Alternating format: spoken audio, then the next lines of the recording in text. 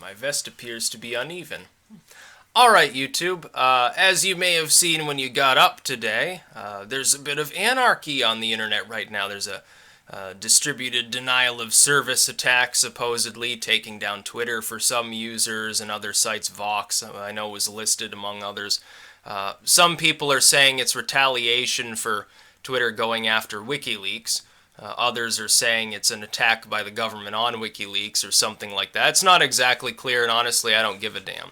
I did notice there was a lot of shilling last night. I don't think that I didn't notice this both on my channel and on Twitter, on 4chan, and everywhere else. I think CTR has launched an assault to try to convince people that WikiLeaks has been compromised so that they won't pay attention to further leaks. And I think the reason for this, look at the timing.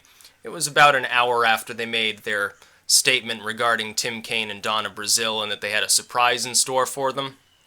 But it's not working. The new polling round that came out shows Trump has just skyrocketed in support, honestly. People are no longer buying the story of the legacy media. We have this fairly obviously fabricated. Somebody forwarded this to me. I saw it on 4chan as well. Some sort of, I can't remember, it was some sort of salvage operation for the Clintons.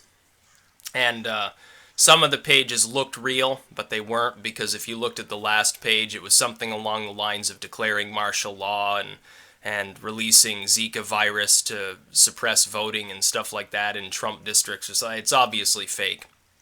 It was obviously created by CTR, the DNC Rapid Response people, the same slimy sleazeball Democratic politicians.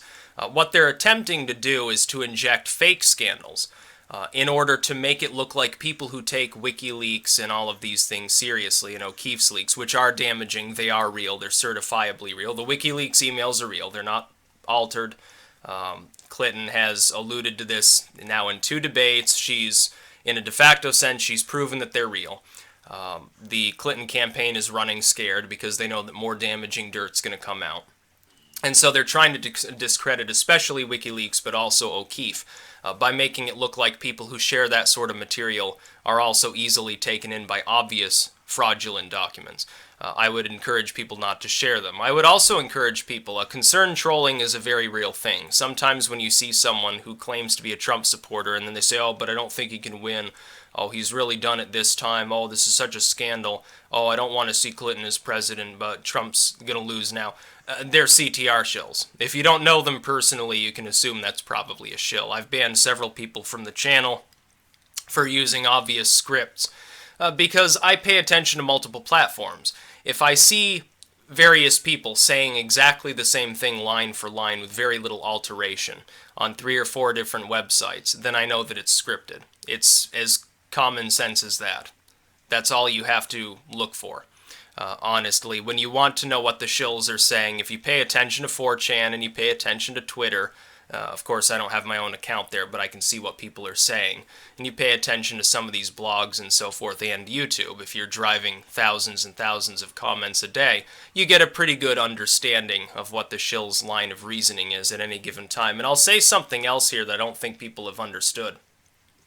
On the Pied Piper candidate thing, which is a new CTR attack line, the concept that the DNC was operating under Pied Piper candidates, was that they would temporarily inflate Trump and or Cruz during the primaries to sow discord in the Republican Party. They assumed, the operational assumption of the DNC was that the establishment candidate would inevitably win. That would be Jeb, Marco Rubio, somebody like that.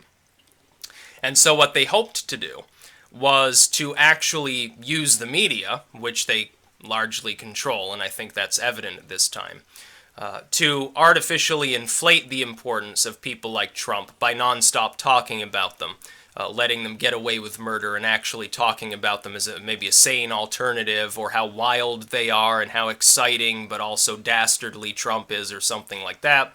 These candidates would proceed to conglomerate small but important chunks of the Republican electorate behind them. Hard support that wouldn't go away even once the Republican Party, as they thought it would be, was conglomerated behind a neocon. Somebody, again, Marco Rubio. I believe Ted Cruz falls into that category. Apparently, they disagree with me on that one. The other Pied Piper was Ben Carson. And you saw what ended up actually happening is that one of the Pied Piper candidates they did not intend to win the Republican primaries did win. I think that Trump did that as follows. Trump was a Democratic donor, and indeed basically a Democrat for several decades. Although he wasn't specifically registered, he also donated to Republicans. He apparently did also donate to Ted Cruz, which was very funny to me. He was in with them. He held parties with the Clintons. He supported them. He gave them moral support and financial support.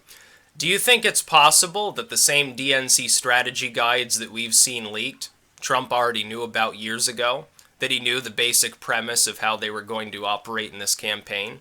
I think what happened is that Trump realized that because he was fed that info. They assumed he was a trusted corporate party who donated to both sides, got money, got kickbacks after doing so, did play the political game, had no aspirations really of running, and that they could trust him with such info.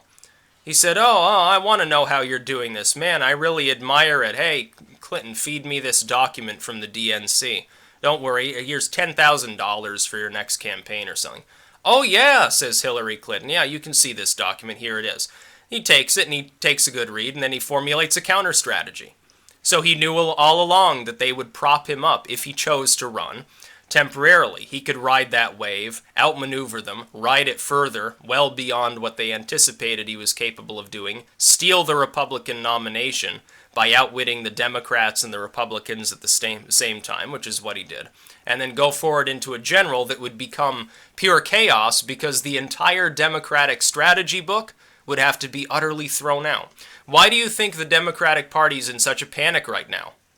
Clinton won't talk to a media that she herself has already bought and paid for, as evidenced by multiple leaks on both sides. We're not just talking about O'Keefe, we're talking about WikiLeaks, we're talking about everything else under the sun. We know Clinton has paid off BI. She's paid CNN, she's paid MSNBC, she's paid NBC, she's threatened journalists, Politico is on board with her, and so forth. We know that this is going on, it's right in the emails.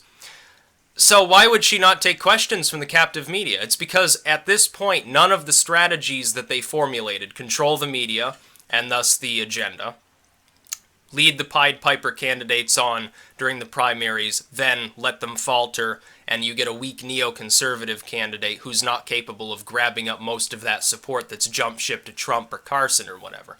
What ended up happening is that Trump absorbed Carson's voters, he absorbed Ted Cruz's voters, and what little is left behind became the hemorrhaged aspect of the party. That's why they've jumped aboard with Clinton. We see all of the Republicans who have endorsed Hillary, and many of those that have simply refused to endorse Trump. Most of them are on the Clinton payroll. John McCain is on Clinton's payroll. At this point, it's clear. He can come out and play bad guy, and it's really a good cop, bad cop act when he says, oh, well, we'll never approve your Supreme Court nominees. That's just an act.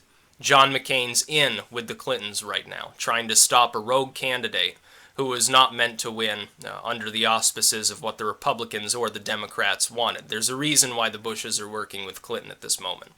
The neocons are all aboard with her. Her war hawking definitely seals the deal as far as people like McCain are concerned. Do you think John McCain wants a candidate who's not talking about bullying the Syrians around? Hell no, he wants to go bloodlet some more because that's all that's ever been on his mind for the last 3 or 4 decades. He just wants vengeance for being tortured, I guess. And that's really all John McCain cares about. Oh, let him go die overseas. We saw this during his campaign against Obama. It's one major reason why he lost at the time, because we were fresh off of thousands of casualties in the Iraq War. Fuck John McCain. But I think Trump is generally aware of their play-by-play guides, because he saw them for himself years ago.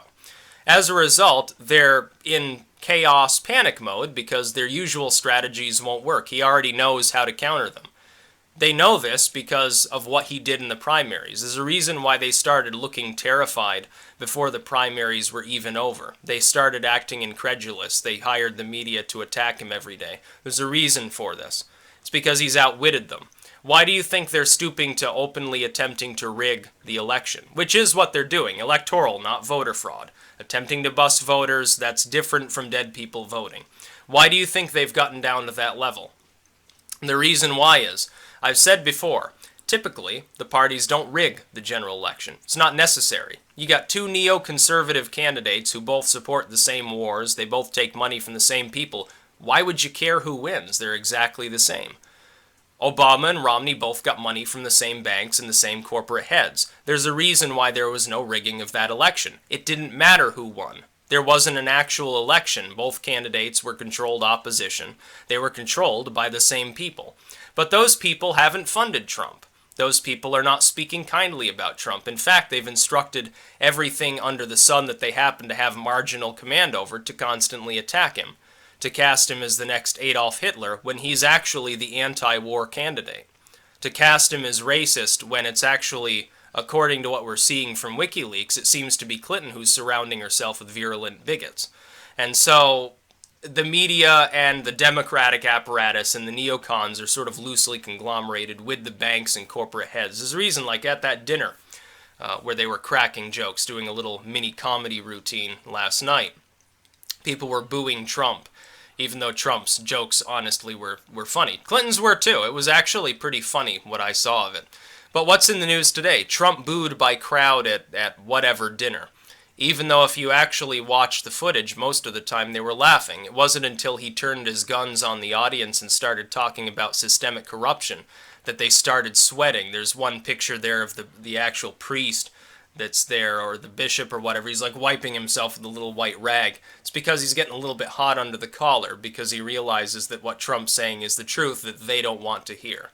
There's a reason why all of these elites are all stacked against him. It's because he is a true maverick. He's a complete rogue. They didn't plan for this sort of situation because they never thought it was possible that somebody that the DNC looked at as a way to weaken the Republican Party in a sort of friendly game of chess that happens every 4 years. They never expected him to actually win the game of chess. What ends up happening is that the Democrats and Republicans, as corporations, which is what the two-party system is, they do compete. It's not like they don't each want to win. It's just that the people actually funding both sides don't really care who wins. That's the media, the corporations, the banks. They sort of place bets, and it's sort of a friendly encounter. Yeah, there's a lot of political language, a lot of banter, a lot of zingers at the debates, but ultimately it doesn't really matter to them which candidate wins because they're controlled by the same people.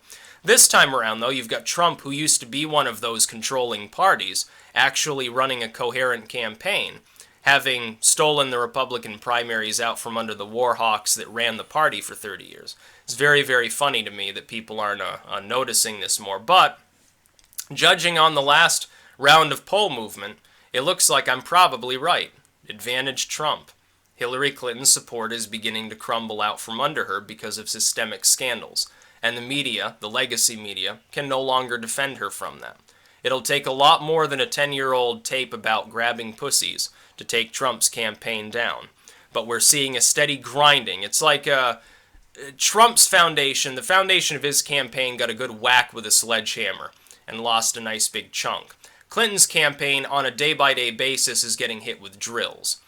And so it's slower progress, but the ultimate result is going to be a lot more catastrophic, I think, than whacking away at Trump a couple times with a sledgehammer. That's the way, basically, you could visualize it. That's what I think's happening. But the Hillary Clinton campaign is in damage control mode. They are panicking. They know what's going on. They know that people have more and worse dirt on them. WikiLeaks does. They probably are attempting to shut them up completely. Will it work? I don't think so. It's like when people say, oh, well, we haven't heard from Assange. He's probably dead. I don't think he's dead. I think that the Assange is dead thing is another shilling tactic. They're trying to get people not to pay attention to WikiLeaks. They're trying to convince people that controlled opposition now controls their Twitter handle or whatever, so they can keep people, hopefully, from spreading that info around. To sow discord. It's sowing chaos. It's the last strategy that they have to try to get as few people to pay attention to it as possible. It's the last strategy they have. They've run out of other options. It's obvious that the Trump tape that they dropped was sort of their last-ditch effort to stop his campaign, and it didn't work. Their own internal polling must have showed them this days before the last round of polling became evident. I don't think they were planning to have an actual fair moderator at the third debate. You saw Salon whining about how he was unfair. Oh, you talked about Hillary Clinton's emails. You're nuts. you're completely nuts at this point. If Hillary Clinton hasn't paid you off, then you're good little partisan sheep and you don't even know what's going on. It was like Salon earlier sharing the story about how hyper-partisan Facebook pages typically did much better than pages that weren't hyper-partisan. They conveniently left themselves out of that hyper-partisan group because there is no page more partisan than Salon on the entire internet, let's face it. Maybe being liberal. On Facebook, anyway. That's about all. Peace out.